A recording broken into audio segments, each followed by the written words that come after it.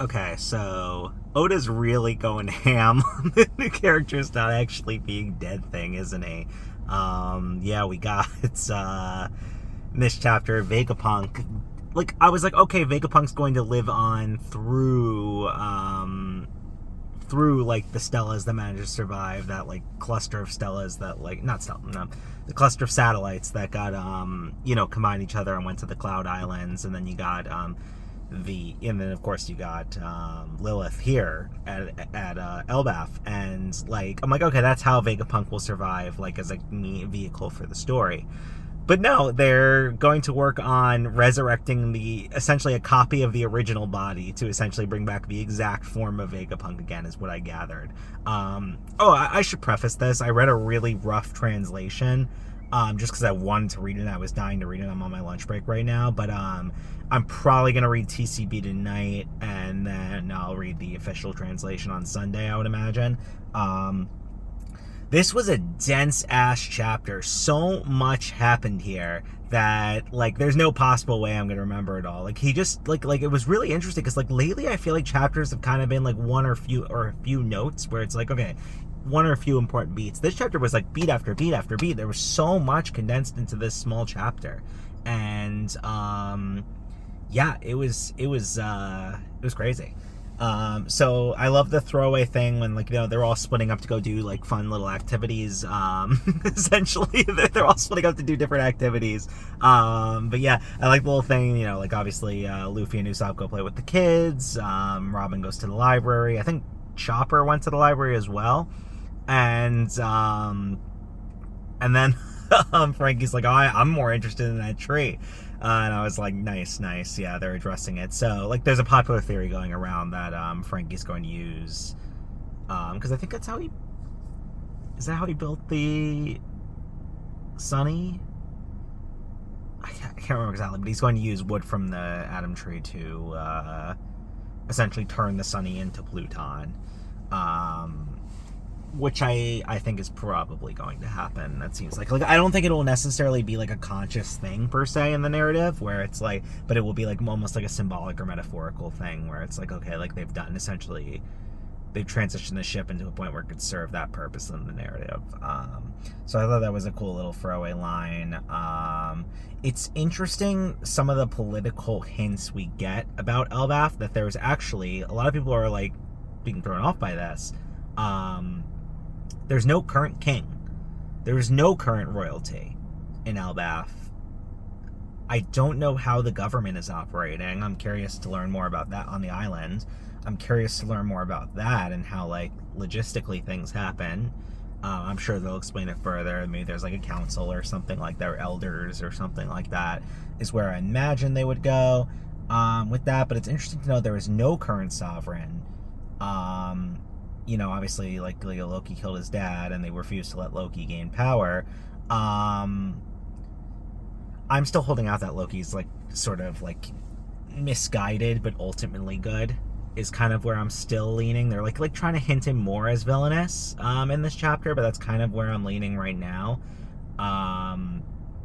But it essentially, a lot of people were, like, theorizing that whoever the current sovereign is at the top, and perhaps, like, Loki's dad that he killed. I still think Loki's dad might have been, even though he was the one that, like, helped establish the school or anything, and, like, sort of tried, it seems like, a transition Elbafian society into a more pacifistic, diplomatic society, as opposed to a society just, like, focused entirely on war. But, yeah, it's very interesting that, like, it seems like that's not the case, where they're not going to have to fight some sovereign, and essentially, like, Loki is going to be redeemed. Like I still think Loki will be redeemed, and I think will overall be a good guy. But to focus on Loki, very quickly, to go back to the death point I was making earlier, like the Vegapunk thing, but also, like, Bonnie's like, does that mean you can fix Kuma completely? And Lois like, sure does. And I'm like, oh my god. Could they not have just had, like, oh my god, the best thing would have been, like, that shot that they did when they were leaving Egghead and they were on the seas sailing to Elbaf, and Bonnie was in his lap and they were looking up at the horizon. That would have been the perfect, like, for like Kuma to just peacefully pass away. in that scene, and it would have been just so beautiful. But yeah, I'm getting a little sick and tired of Oda not killing characters. I'm getting a little sick and tired of it. I think what they're building up here now, and I will get to it in a second, they're building up a new ending purpose for Kuma. But essentially, go back, it all connects. So you got, of course,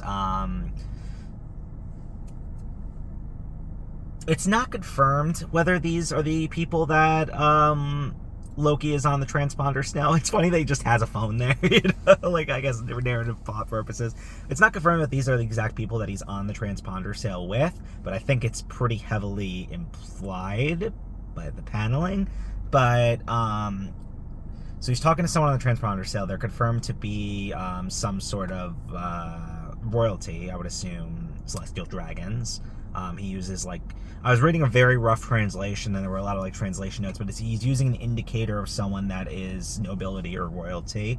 And they talk about how they're friends, but they've never actually met face to face. And then eventually, at the end of the chapter, you see, and it seems like this person, he's like, I would have destroyed everyone at marriage law, essentially. Like, I don't know why you didn't. So it seems like this person has, like, a vendetta against his own people. He's a celestial dragon. And at the end, we see two figures teleport in using the same teleportation ability that the Gorosei used a lot during Egghead to get to Egghead. And they teleport into Elbaf. And we see it is an unknown female figure. She looked familiar, so I wonder if it's someone that like possibly we've seen before, as well as someone with the face of Shanks. Now, it's pretty much become fan consensus that Shanks has an evil twin brother that's a Holy Knight. I mean, you know, the Figarland family thing. You know, Figarland obviously being Shanks' father, and there was someone that talked to the Gorosei during a meeting and didn't have the same scars as Shanks, but looked identical to Shanks, and why would Shanks be allowed in? It seems like he essentially has it seems pretty, like, given at this point that he essentially has an evil twin. So I would imagine this figure that teleported in is Shanks' evil twin. And this ties everything together to a Morge theory that the Holy Knights, or God's Knights, or whatever they're called, I think different translations say different things, of the world government are going to be the primary antagonists of Elbaf.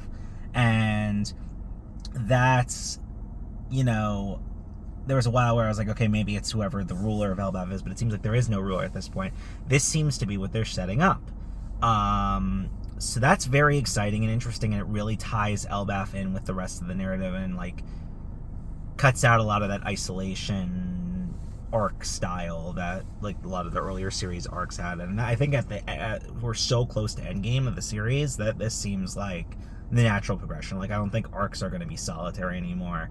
Like, we saw with Egghead, we saw with even Wano to some extent, even though that was an isolationist nation. It's so many tendrils and, like, integrations with the rest of the narrative, you know. And so I think, like, all arcs are kind of just going to be, like, blob of narrative and, like, bringing the story to an end now at this point. I think this is probably the last traditional arc as we know it, if you can even call it that. And I think at this point the story is just going to kind of flow into, you know, Laugh Tale Final War stuff, whatever form and order that ends up taking. But yeah, so that seems to be the case of what's going on here, and it seems to tie back to Kuma. I think what they might be narratively saving Kuma up now for is to, you know, face off against the current, like, you know, like, to probably die fighting, or die defeating, probably, this Figarland twin, Shanks' twin, because, you know, Figarland was, their father was, like, you know, pivotal in the whole God Valley incidents, and Kuma's, like, horrible childhood and everything like that. So it makes total sense. I think that narratively this is where Oda's probably going now, and he was probably intending that from the get-go. It just wasn't, like, quite clear. I still thought it would have been more better if he died, like, in Egghead or leaving Egghead, but, you know, this might be the second best option if they choose to take it. Yeah, I'm trying to think of some other points of note. The new giant girl, it's the biology teacher at the school, I can't remember her name. Oh my god, I'm simping. I can't help it. Yeah, overall, just like there was so much density in this chapter. There's probably a lot of stuff I'm just even forgetting. So if there was points you want to discuss, let me know in the comments below. I'm sure my like One Piece group chat that I'm in is gonna go crazy. We're all gonna talk about a bunch of stuff, and I'll think of like plenty of things that yeah, but that I didn't think of. But I'm just like, I just wanted to record this now and get my thoughts out now because it's my lunch break. And I'm like so tired today that I know the second I get home, I'm literally gonna just crash. So I figured like, yeah, I'll just record it now. That way I could just get home and upload it, you know, when I get home. So yeah, those are my thoughts. Very, very exciting stuff. It's just so great to be a One Piece fan right now, reading week to week. And it seems like it didn't seem like there was a 2-week break or anything next week. So unless they closed for Christmas. But Christmas is in the movie. I don't think we will. So we'll see.